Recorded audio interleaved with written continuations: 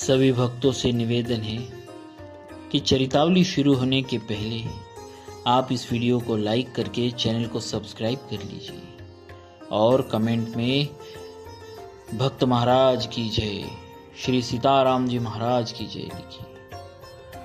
चौथा सर्ग। महर्षि वाल्मीकि का 24,000 श्लोकों से युक्त रामायण काव्य का निर्माण करके उसे लवकुश को पढ़ाना। मुनि मंडली में रामायण गान करके लव और कुश का प्रशंसित होना तथा अयोध्या में श्री राम द्वारा सम्मानित हो उन दोनों का राम दरबार में रामायण गान सुनाना। श्री रामचंद्र जी ने जब वन से लौटकर राज्य का शासन अपने हाथों में ले लिया, उसके बाद भगवान वाल्मीकि मुनि ने उनके संपूर्ण चरित्र के आधार पर विचित्र पद और अर्थ से युक्त रामायण काव्य का निर्माण किया। इसमें महर्षि ने 24,000 श्लोक, 500 सर्ग तथा उत्तर सहित 7 कांडों का प्रतिपादन किया है। भविष्य तथा उत्तर कांड सहित समस्त रामायण पूर्ण कर लेने के पश्चात सामर्थ्यशाली महाज्ञानी महर्षि ने सोचा कि कौन ऐसा शक्तिशाली पुरुष होगा जो इस महाकाव्य को पढ़कर जन समुदाय में सुना सके। शुद्ध अंतःकरण वाले उन महर्षि के इस प्रकार विचार करते ही मुनि वेश में रहने वाले राजकुमार कुश और लव ने आकर उनके चरणों में प्रणाम किया। राजकुमार कुश और लव दोनों भाई धर्म के ज्ञाता और यशस्वी थे। उनका स्वर बड़ा ही मधुर था और वे मुनि के आश्रम पर ही रहते थे।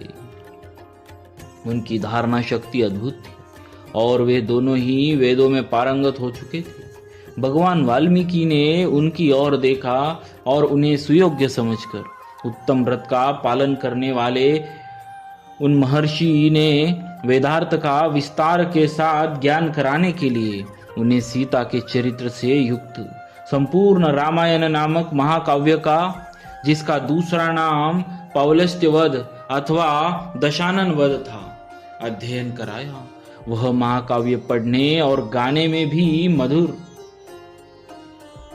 द्रुत, मध्य और विलंबित इन तीनों गतियों से अन्वित, षडज आदि 7 स्वरों से युक्त, वीणा बजाकर स्वर और ताल के साथ गाने योग्य तथा श्रृंगार, करुण, हास्य, रौद्र, भयानक तथा वीर आदि सभी रसों से अनुप्राणित है। दोनों भाई लव कुश और लव उस महाकाव्य को पढ़कर उसका गान करने लगे। ये दोनों भाई गांधर्व विद्या, संगीत शास्त्र के तत्वज्ञ, स्थान और मूर्छना के जानकार, मधुर स्वर के संपन्न तथा गंधर्व के समान मनोहर रूप वाले थे। सुंदर रूप और शुभ लक्षण उनकी सहज संपत्ति थे। वे दोनों भाई बड़े मधुर स्वर से वार्तालाप करते थे। जैसे बिंब से प्रतिबिंब प्रकट होते हैं, उसी प्रकार श्री राम के शरीर से उत्पन्न हुए वे दोनों राजकुमार दूसरे युगल श्री राम ही प्रतीत होते थे। वे दोनों राजपुत्र सब लोगों की प्रशंसा के पात्र थे। उन्होंने उस धर्मानुकूल उत्तम उपाख्यानमय संपूर्ण काव्य को जिह्वाग्र कर लिया था और जब कभी ऋषियों, ब्राह्मणों तथा साधुओं का समागमन होता था, उस समय उनके बीच में बैठकर वे दोनों तत्वज्ञ बालक एकाग्र चित्त हो रामायण का गान किया करते। एक दिन की बात है, बहुत से शुद्ध अंतःकरण वाले महर्षियों की मंडली एकत्र हुई थी। उसमें महान सौभाग्यशाली तथा समस्त शुभ लक्षणों से सुशोभित महामनस्वी कुश और लव भी उपस्थित थे। उन्होंने बीच सभा में उन महात्माओं के समीप बैठकर उस महाकाव्य का गान किया। उसे सुनकर सभी मुनियों के नेत्रों में आंसू भर आए और वे अत्यंत विस्मय विमुग्ध होकर उन्हें साधुवाद देने लगे। मुनि धर्मवत्सल तो होते ही है। वह धार्मिक उपाख्यान सुनकर उन सब के मन में बड़ी प्रसन्नता हुई।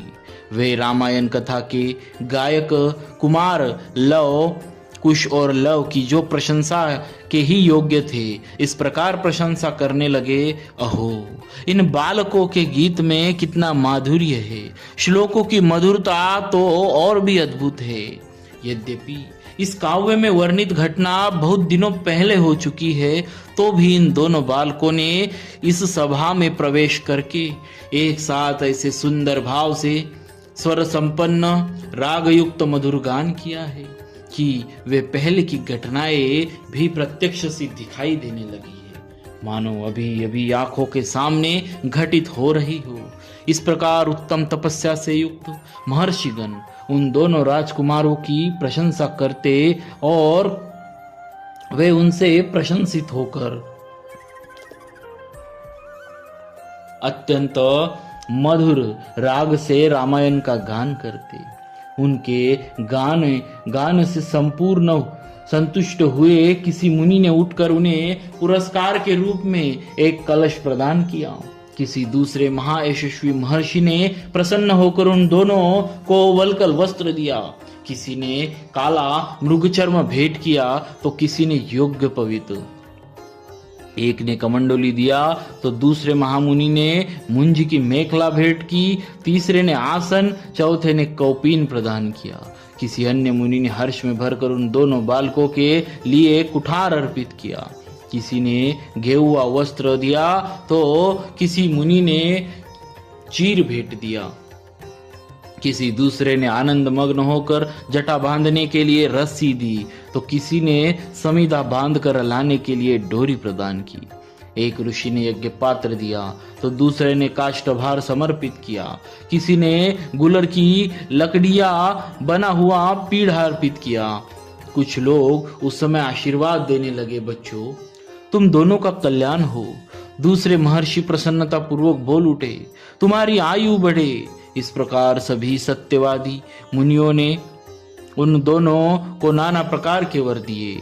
महर्षि वाल्मीकि द्वारा वर्णित यह आश्चर्यमय काव्य परवर्ती कवियों के लिए श्रेष्ठ आधारशिला है।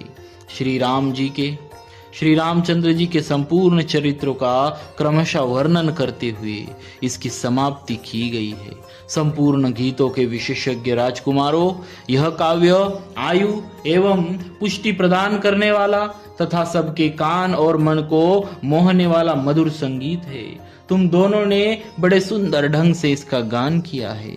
एक समय सर्वत्र प्रशंसित होने वाले राजकुमार कुश और लव अयोध्या की गलियों और सड़कों पर रामायण के श्लोकों का गान करते हुए विचर रहे थे।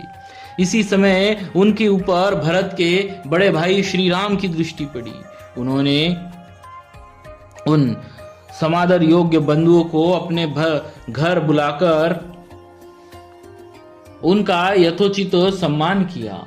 तदनंतर शत्रुओं का संहार करने वाले श्री राम सुवर्णमय दिव्य सिंहासन पर विराजमान हुए। उनके मंत्री और भाई भी उनके पास ही बैठे थे।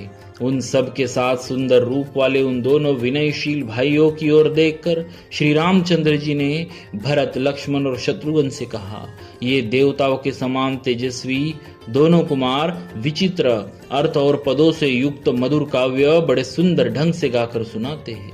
तुम सब लोग इसे सुनो। यो कहकर उन्होंने उन दोनों भाइयों को गाने की आज्ञा दी। आज्ञा पाकर वे दोनों भाई वीणा के लय के साथ अपने मन के अनुकूल तार उच्च एवं मधुर स्वर में राग अलापते हुए श्री राम काव्य का गान करने लगे। उनका उच्चारण इतना स्पष्ट था कि सुनते ही अर्थ का बोध हो जाता था। उनका गान सुनकर श्रोताओं के समस्त अंगों में हर्षजनित रोमांच हो आया तथा उन सब के मन और आत्मा में आनंद की तरंगे उठने लगी।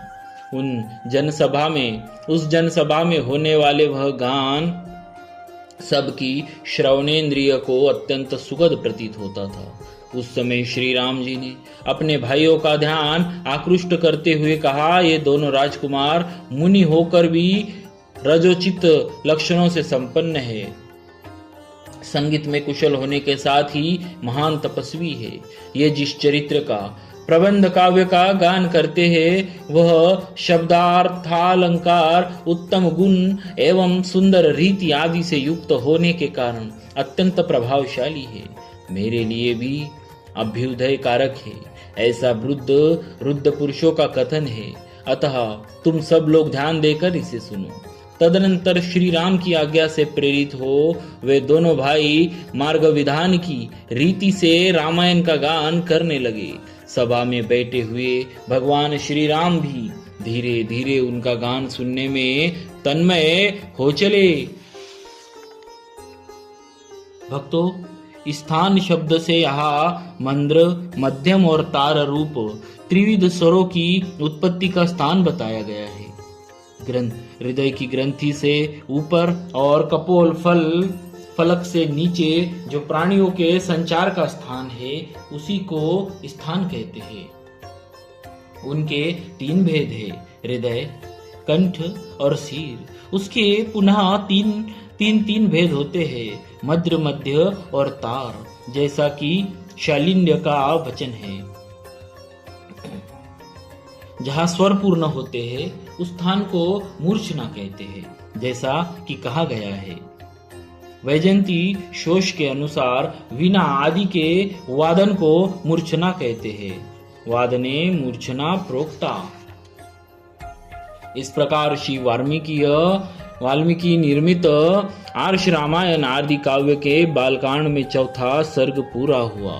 बोलिए श्री सीताराम जी महाराज की जय। भक्तवत्सल